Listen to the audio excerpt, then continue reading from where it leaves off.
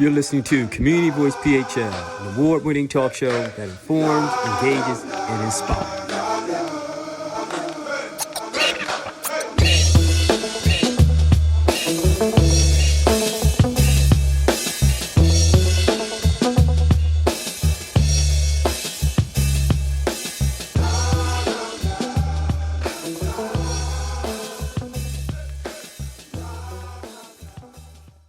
Welcome again to another episode of Community Voice PHL Talk Show with your host, Jeff Jones. Community Voice is a talk show that highlights the value-based programs and services that people of color are doing all across the nation.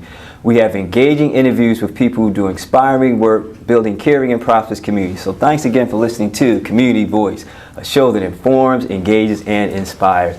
So again, as always, we appreciate you tuning in to Community Voice. We thank you for your support all the time. We're really doing some great work in the city and across the nation, and it's because of you that we're doing this. So as always, when you want to catch up to us, you know where we land at. We're typically on social media. Instagram is where you can find us, but our handle is all the same. You know where we're at. Community Voice PHL, Instagram, Community Voice PHL is our Facebook. And also, this episode is sponsored by our Apple Podcast, which is Community Voice PHL Talk Show.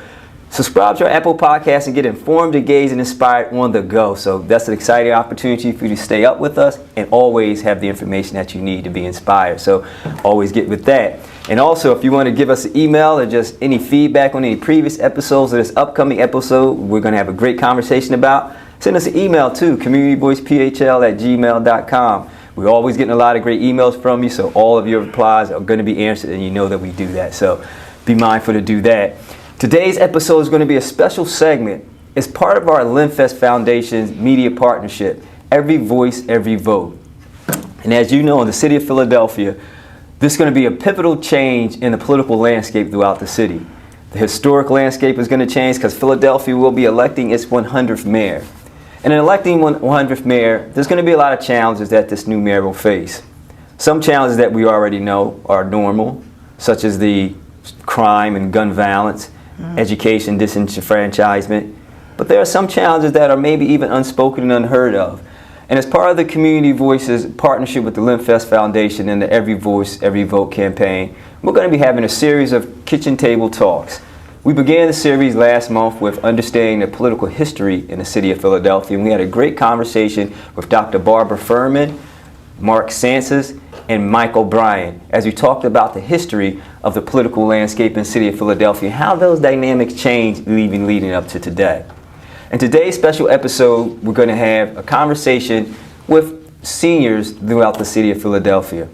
And we feel as though as part of the project that some voices are sometimes not heard, and some voices are sometimes not understood, and some voices are sometimes marginalized.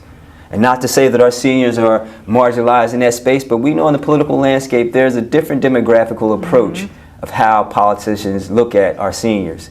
In the last political election, mayor campaign, it was a 24% voter turnout. And of that 24% voter turnout, 34% of that turnout was seniors, 55 and older. So we see that the power and the voice of the vote of our seniors are very important. But we also have seen throughout this whole political landscape of Philadelphia that our seniors' services, benefits, and opportunities have not been truly granted. So we're going to have a nice kitchen table talk with 3 of our seniors throughout the city of Philadelphia to understand how the voice of our seniors can be elevated in the space of this upcoming political election time. So we're going to have an exciting conversation. We're going to bring to the conversation Dr. Richard Faison, Sister Jeannette M. Taylor, and Sister Linda M. Stewart. But before we do that, as we always do, we want to inform you with some things that are happening in the city and across the nation because we've partnered with a lot of organizations. A good friend of mine is Eric and Lynette Dobson. They have their Vinyl and Pages, a record shop in Baltimore. It's a specialized in new and used vinyl albums and books. So it's an exciting shop on 401 Howard Street. So if you're down in the DMV area, go check them out. Vinyl and Pages. They just opened it up in January. It's really a beautiful shop. So go check out Eric and Lynette's new venture. They also have Couples Tea, which is an exquisite tea house owned and operated by black individuals, Eric and Lynette. So it's a beautiful place. So go check their new opportunity out. And if you're out and about, come springtime, the weather is changing, and I love the springtime. M&T Events, they're having a spring pop-up. It's 1842 Delmar Drive, Forecroft, PA. That's Saturday, April the 8th from 1 to 6 p.m. So again, if you want to go out, pop-up shop, you know pop-up shops in the spring is a good thing to do. Go check them out. April the 8th from 1 to 6 p.m. 1842 Delmarsh Drive in Forecroft, PA. Those of you who are looking to get active and do yoga, look, I do yoga quite a bit, but I got a good brother. He has a Trapdoor Inc., a yoga sessions. Now, it's on Sundays, but he also has alternate days you can go out and do some yoga and get yourself fit. It's really innovative because he teaches yoga to youth and adults from the beginning stages all the way to the end, so you can be a yoga master or whatever the phrase is. But go check him out, Trapdoor Yoga Inc. That's on Sundays in 5836 Henry Avenue. And Instagram is at Trapdoor Inc. And it's not that type of trapdoor. It's really yoga. I know some of y'all got your mind fixed on trap music, but this is trap yoga. So go check them out. And also, just want to let you know that there's a new TV show that I'll be hosting on Apple Podcasts, Xfinity, Roku, and PhillyCam TV. It's called Reaction. It's a show that helps us think differently about things that matter most.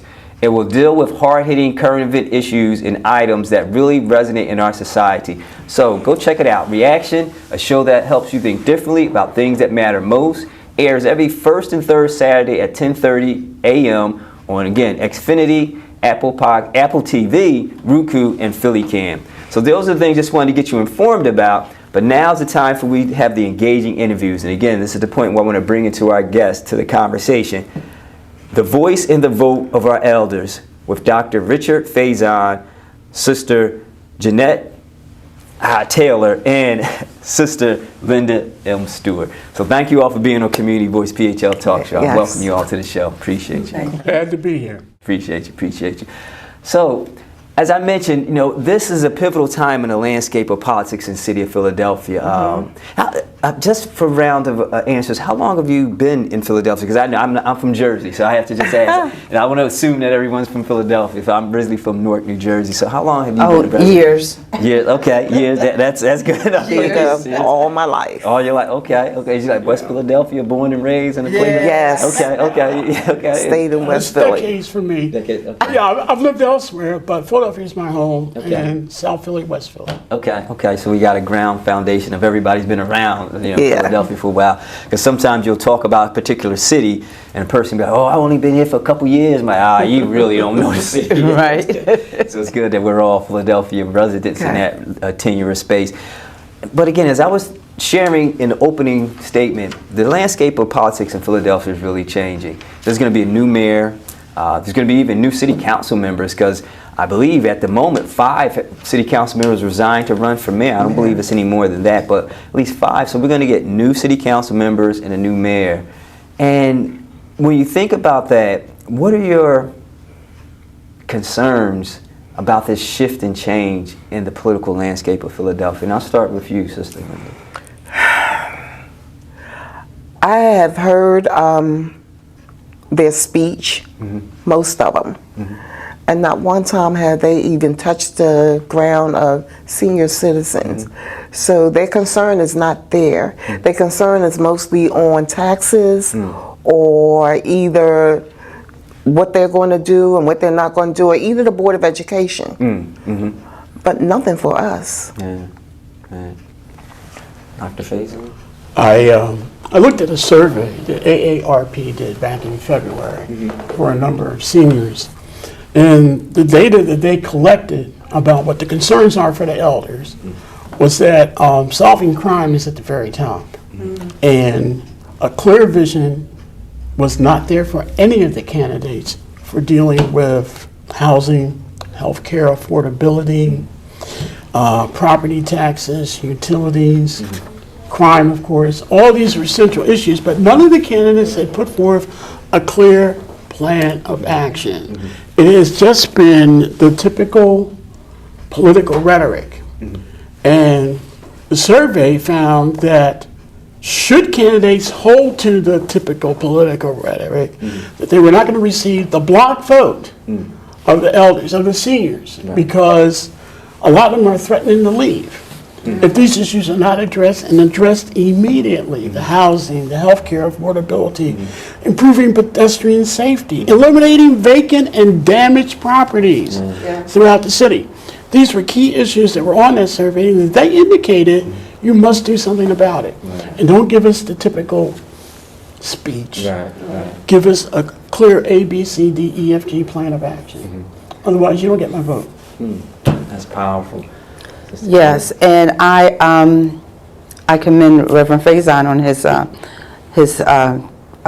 comments on the subject matters that ARP has listed for us as seniors, and true to the fact they don't hold to their word of what they're going to do. They're running for office, so they're telling you, we're going to do this, we're going to do that. But when it all comes down and you're in office, you still have yet to have done it. So we're still waiting for you to do what you said you're going to do now that we voted you in. So, and we're not getting it. Social Security, Medicare, safety, our schools, education, street cleaning, trash collection. Let's not talk about street cleaning. Okay, you know, so we're not getting anything that you're promising us. You know, you're telling you're throwing out your line. You know, you hook us, you reel us in, but you don't fulfill your promises. If I could piggyback on Sister Jeannette, 53% are dissatisfied with the action of Mayor Kenny, and 46% are dissatisfied with City Council, which goes right in line. You said you were going to do certain things, even if you didn't give us a clear plan of action. But those things that you said you were going to do, you've not done at all. And we have no confidence in your ability to get it done. Yes. And this is that. Thanks for sharing that, because that's really a glaring, obvious pain point that our seniors are experiencing, stressing, but yet there's no resolution behind any of those items. And what really boggles me is that, in coinciding with the studies and what everyone shared, is that, as I mentioned, that 24% voter turnout last mayor election. And of that 24%, 34% of that was made up of seniors. And the senior block was the biggest block of voters. The numbers is between 25 and 34 was 290,000 voters. 55 and older were 351,000. So you see the power of a voice and a vote of our seniors. So it's as if to say, we're coming out to vote, or if you will, you're coming out to vote, and I honor you in the space of your senior status. But how do you create a voice? Because the seniors are voting, so how do you create a voice? And that's why we as part of Community Voice want to have these kitchen table talks presented to these mayor candidates, so you can have this voice to address those issues, whether it's ageism, whether it's housing insecurity, whether it's health and wellness and benefits. What can be said to these mayoral candidates or the upcoming mayor once that person is seated to say, hey, we as seniors, we need this addressed? I would say consistency in the elder input. It just can't be, to use the euphemism, a Black Lives Matter protest, and then we all go home. It has to be a consistency of applying pressure, of staying abreast of who your city council person is, making sure that your voice is heard by your rep, making sure that they know who you are. You're not just some email that they get. There has to be a civil rights mentality engagement that we had in the 60s, where you showed up all the time, where you sat in, where you made the economic push. We're going to boycott you. And we understand that if we hurt you in your pocketbook, we'll get action. The same thing has to be translated for us as elders now. It can't be, we've done that. And we've protested, and we sat in, and we've marched, and we've been hosed by Rizzo. Okay, it's got to be, all right, I need to hitch it up and do this again, because it's not happening. And I think because we're supposed to be a constitutional republic, not a democracy, that we have to hold those that we elect to office accountable, which means I stay on their neck all the time. They don't get no breathing space. Is it a collective effort, Sister Linda? Or is it? And the reason why I say is it a collective effort, because Dr. Faison pointed out some great aspects of the historicity of how our seniors have moved the needle, and all throughout history, our seniors have always been at the backbone, even the civil rights and even beyond, moving us forward. It was even our elders in the time of enslavement of our people. spoke to the freedom that they were giving to the young, which was a springboard for the movements that came even in that aspect. So is it an individual, is it a collective thing our seniors need to do? It's a collective thing, and right now I think basically everyone said the same thing. Safety, our major concern to me is safety. A lot of juveniles are killing our older people, our senior people. The reason why they're not even out there to vote, the numbers should be higher, is because they're afraid to come out. They should start dealing with the juveniles, and they need to start utilizing the service that we already have. They don't need to build new service for their family members or their friends. They need to do the input, utilize what we have, and stop misusing my money. And safety is the main thing, and they need to start there. Safety. Any thoughts? Collectively, yes. I'm an art volunteer, so we're in Harrisburg a lot. And yes, we need more people to come out to support us, showing our faces up there, as he said, not just an email address. You know, we need to be on the steps. Is it a matter of access? Because I've known in a lot of city council meetings and a lot of sessions throughout the city that there's not really access for seniors in terms of getting into the buildings, and whether it's wheelchair accessibility, whether it's ramp walkways, or whether it's just space for seating. And sometimes and I'm saying that because sometimes that can be a discouragement when you go to a place and it's just like you have to stand. Well, most facilities that I've ever have gone to protest or voice our opinions or whatever, there has been wheel accessibility. You have your Connect transportations that will pick up a senior and take you to wherever have you. So we have what's my word? The resources? Yeah, we have the resources. It's just we need to take advantage of those resources to get us there and to voice our opinions. What opinions do we have? What are we looking for? What does this say?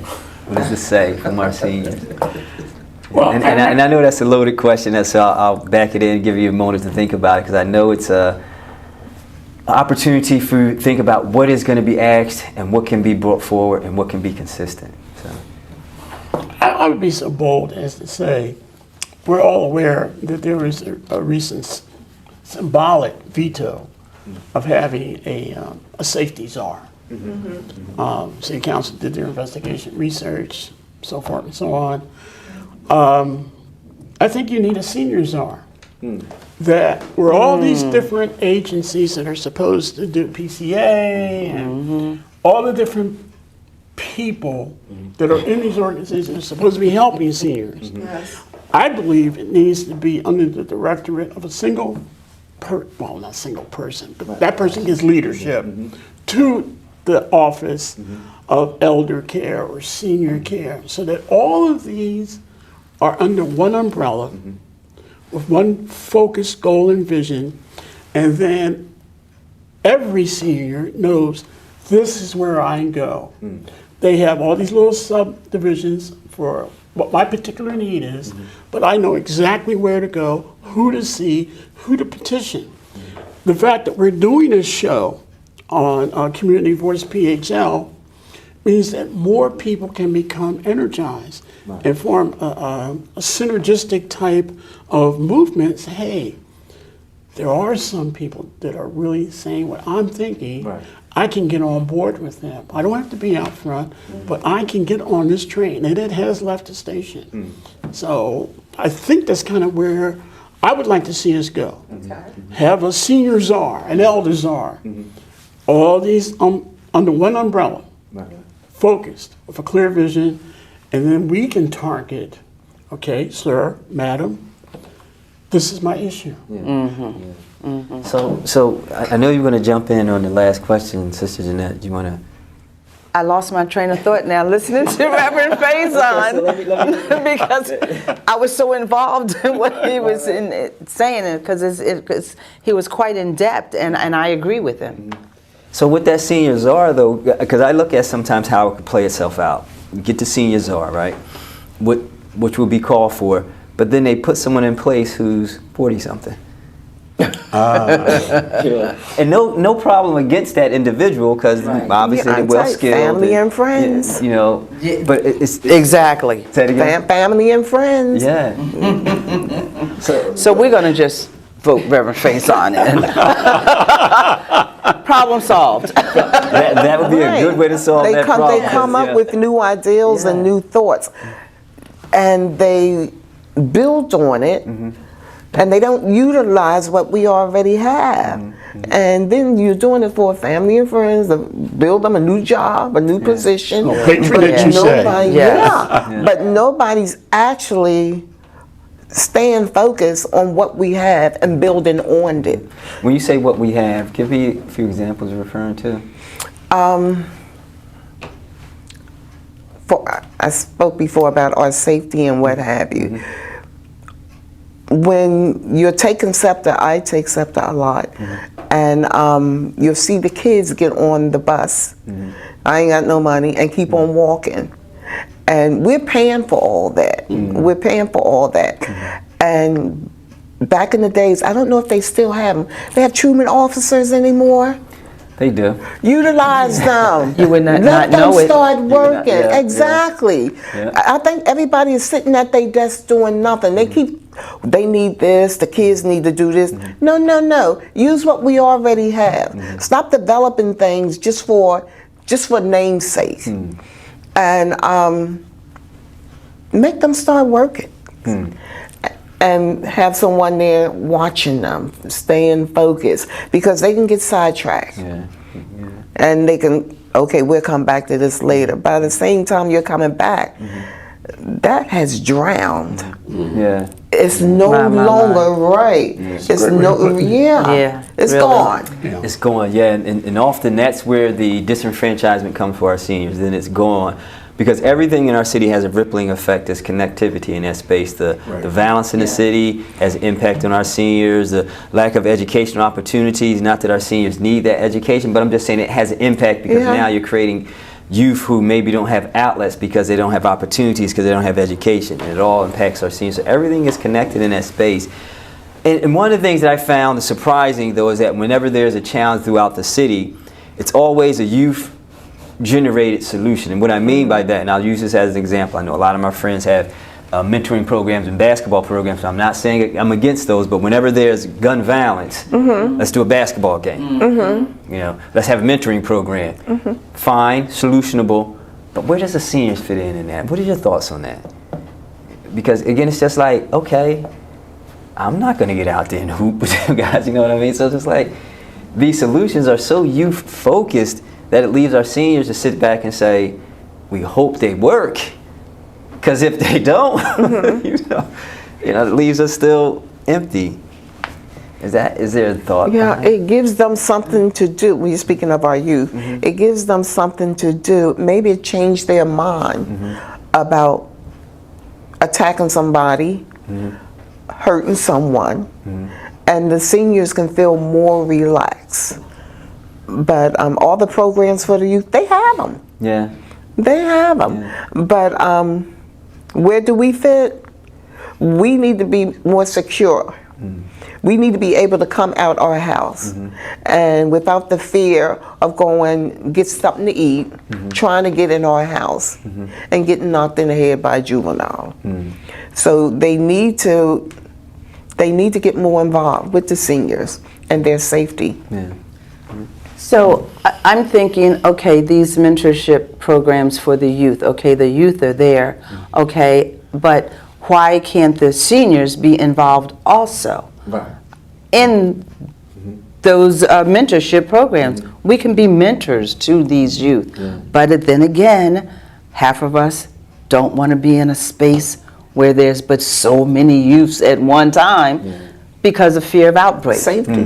Safety. Exactly. But yes, we should be able to be involved in that mentorship program for the youth. I like that and idea. give our word. Yes, I we like should. that. Yeah, so that intergenerational connection, it seems like it's a gap. What we're lacking today. Yeah. They have no respect for us. You think it's no respect? Oh, please. Well, actually, I would disagree with her on that. because being an OG, which is what most of them call me, OG, explain. original gangster. Okay. I mean, for some of our viewers and listeners, we don't want to use language and be like, Oh, right. Yeah, that's For our generation, it's been an old head. Right, But now- old head, but now right. it's an old OG. Right. And I felt, maybe it's because I'm a man, that I do get that respect, just being a male presence. But some of the concerns that Jeannette voiced about, I don't know if I feel safe going into this environment where violence can break out at any moment. Now, I have a different take on some of these programs. You know, violence breaks out, let's have a basketball game. That's just putting a Band-Aid. It's not getting to the root of the problem. Right. Unless Right. there's an inward transformation of the heart and soul, you're going to continue. Exactly. I'm just giving you something to do. I'm just occupying your time. And that's not good enough. There has to be. And I'm speaking absolutely from a spiritual standpoint. There needs to be transformation. Yes. There needs to be a renewal of the spirit. The person needs to be born again, plain and simple. So the senior part of that, if there's enough security, I believe more seniors, okay, both male and female, Yes. will come out and get more involved in these type of mentoring, using the Christian worldview, discipleship, Yes. which is exactly what's happening. Then you can make some more impact because you get into a more one-on-one.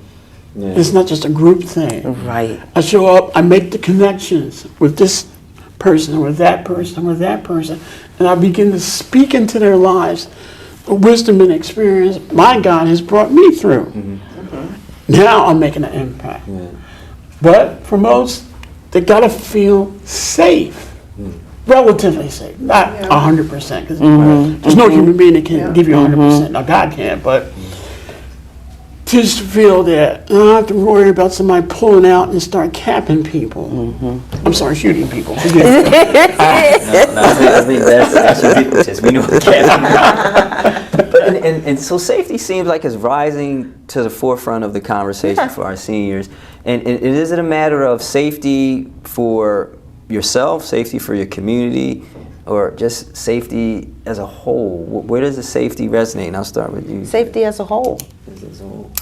As a whole, I mean, my community, I travel in my community, I travel amongst friends in different neighborhoods, so safety as a whole. So as one of our elders throughout the city, is it like nowhere you feel, I don't want to say nowhere, is it very limited places you feel safe traveling or times a day? And the reason why I ask is because I feel as though that's a very important thing for any mayor candidate, any politician to realize, that our seniors, not just our youth, have just as viable safety concerns, if not more. Yes. Because Yeah, then they do, we yes. become, the elders could become vulnerable for lack of safety. Okay. At one time, you would say, okay, I'm not going in this neighborhood. I'm not going to go in that neighborhood. It's all over now. It doesn't matter. You can be coming out of the supermarket, get in your car. Someone comes up and want to rob you. You know, so it really doesn't matter, basically, what neighborhood you're going in. I'm in the house before dusk. Is that still going? Yes. Okay, exactly. You know, I find myself wanting to be in the house by at least 5 o'clock. Wow. Okay, I don't want to be out there after dark. I want to be able to see everything that's around me. I trust and believe in that I'm protected anyway, but still, because of what's going on in our city and all over, actually. And Dr. Faison brought out a good point. I want you also, Linda, and you, Janet, in particular, to touch on that. Is it because the gender dynamics that safety kind of resonates a little bit more? Because, of course, we know that black women and our elderly black women are often the group that is not as protected, as Malcolm said, not respected, not valued, and so forth. So do you believe that that has a touch on the tentacles of safety for both of you? And I'll let you chime in as well, Dr. Faison. I don't think so. No? I don't either, Linda. No, I don't know. No, I don't think gender, no. Mm-mm. Because I have seen a lot going on, and the older women, they don't attack them. They attack the men. They do have respect. And I have seen, like I said, I take scepter enough. I have seen that they have more respect for the older female than they do for a male. Oh, okay. Yeah, for the male. They do. They have so much. I have been on scepter where I said, you can't smoke that. Oh, I'm sorry, ma'am. Or they're cursing. And my daughter keeps saying, Mommy, leave those people alone. You know, I said, they're cursing. She said, don't say nothing. So, and I have approached them, and they have shown respect, and they apologize. So they have a lot of respect for the older ones, and your involvement, I'll go along with that. We need to get more involved with the programs that they have for the teenagers or for the juveniles, so maybe we can get a better understanding why they're doing what they're doing. So if that is the case, and I'll let you come back in too, Jeanette, if that is the case, how do we use that mother elderly state to share with the politicians, like, this is what's needed. We need our young boys, in particular, our young girls as well, to have the mothers, the elders around them, to nurture them in. Because like you said, you'll talk to the young men in particular, I would assume, who are smoking and cussing, and they'll listen. You know. So how do we gravitate to saying, hey, this is an aspect of senior status that could be used to help reduce violence, help change their minds? We got to show them love. We can only communicate it to them. Yeah. So Yeah. That's what we have to do. We have to communicate it to them. And if however we're going to be involved, we'll be there. But we just have to communicate it to them. The programs that they have, we can go there. We need to meet them where they are, and we have to show the love. So, supposing I'm a mayor candidate, what would you say to me in reference to those points? Well, I can speak on their behalf. Mr. Candidate, we need to actively recruit our senior women into positions where they can impact the younger people. Actively recruit. You know what's out there as well as we do. You have programs, you have facilities. You need to have a recruitment drive where you utilize our experience plus our willingness to interact with our youth. You need to do that, sir. That's what I would say to you. Get a program Recruit that me. right. Get a program that we're us. involved. Right. Yeah, and that's a strong piece. And pay us. Bill, that's what I was going to get to that. I was going to get to that because... What, you want the bag? I mean, listen, because I was going to get to that, and that's a very, very good point, a very good transition point here, because of all of what we said, one of the things that's often challenged about any of programmatic situations in politics is the economics of it. Right. You know, they'll be like, oh, we would love to do that, you know, Sister Linda, we would love to do that, Sister Jeanette, Dr. Faison, but, you know, we got to wait till the money comes from Harrisburg, and then we got and before you know it, it become election year for them again, and this, you know, politicians and politics change as election season comes around. So what they promise during their campaign is not because they're being nefarious or neglectful, but it's the climate of the city as it changes. Some politicians will be advocates for education reform, and that will be what they're stomping for. But in the midst of their political years in office, if gun violence increases, then it's like, I got to address that. So now this issue of my campaign promise may seem like I'm not giving it as importance, but it's because I got to deal with this. And I'm saying all that to say in the dynamics of our conversation, when we present this to the mayor candidates and even the new city council members, how do we make sure it stays in the forefront and not become pushed back because of some bureaucratic issue or challenge that we have to face? Because all of this is relevant and powerful, but I can see one of the things that's going to be pushed back on is the economics of it all. They're going to say, we don't have the money, we don't have the capability, we don't have the time. So how do we push back on that? I have no answer for that. No, we have the money. They make me sick with Because that. I believe it also. I have no answer for that. You sound frustrated. Yeah, because that's what, like you said, that's what they say. They have no money. They got the money. But they have the money. It's there. It's just that they chose not to do what Exactly. we want with that money because they have other objectives for that money at the present time. So. Mr. Candidate, I would say to you, I've done my research, and right now, within the city coffers, we have a surplus of $17.6 million. Yeah. I insist that upon you becoming mayor, sir, that you apportion X amount of dollars to the programs and issues that we are putting forth to you. Now, understanding, Mr. Candidate, the realities of politics is that you're going to get pressure from certain lobbies who want their program. But I'm here to tell you they don't have the voting block we do. You need to consider that. And please don't take it as a threat. It's just a promise. It's never a threat when you're talking about voters. It's always a promise because as we know, politicians and politics, they don't listen to unregistered voters. They don't listen to people who don't vote. Never. You know, they'll ask you one or two things: where you live, so that they can know if you're in their district, and if you're a registered voter. Right. If you live outside my district, I ain't too much worried. Right. If you're not a registered voter, I ain't worried at all. Right. Right. Okay. Because what you can say, I can spin it. Oh yeah, that's real important, Dr. Faison. This is wow. That's wow. Real consideration. Real consideration. This is Find out you ain't a voter. I ain't worried about him. Absolutely. You ain't gonna push That's the the needle. reality of it. But what the dynamics is that our seniors vote. Yes, we do. Yeah. Vote. And therefore, we must become a powerful lobby, just the way other lobbies are powerful. How do we bring this 3 of you to 300? You know, to 3,000? You know, because again, my thing has always been the low voter turnout in the city of Philadelphia. It averages about 24 to 27 on the highest. I mean, in a city of 1.5 million people, you only get 24 to 25% voter turnout.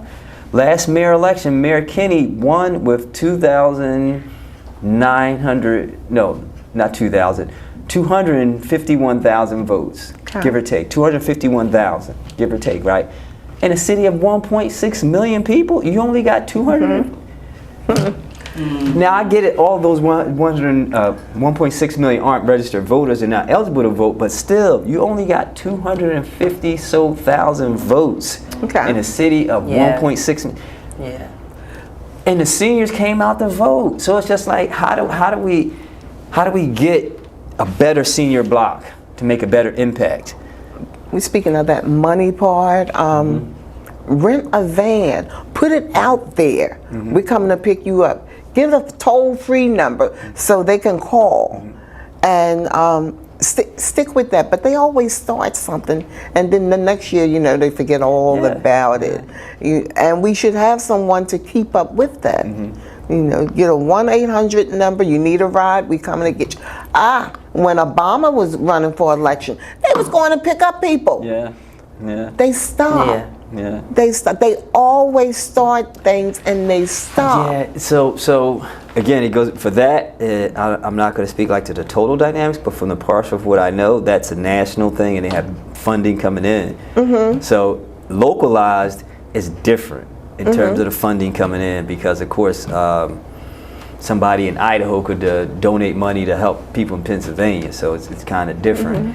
On a national level. But I'm not against what you're saying, because that's exactly what they did. We need to look at how on a national scale we can bring that on a localized issue, because our seniors need accessibility, and our seniors need resources, our seniors need services. So we need to make sure, and I'm saying we collectively as a voter, as a constituent, we need to make sure that our seniors have everything that they need to continue to have their voices be elevated. That's why Community Voice, we're having this conversation, because we want any politician, locally or nationally, to know the power of the voices and the prestige and care of our seniors has to be held gently in their hands. Because if it gets to the point where it's all ageism in politics, then what will happen is that the nuances of the services, that's why there's such a struggle now for Medicare and health care for our seniors. Because it's like, nobody's really elevating their voice. We don't have a voice. You know, the healthiest demographic, of course, is a 25 to 34. And they're the second largest voting bloc across the nation, and even locally here in Philadelphia. So it's like, okay, well, I'm gonna worry about these young votes, these young people.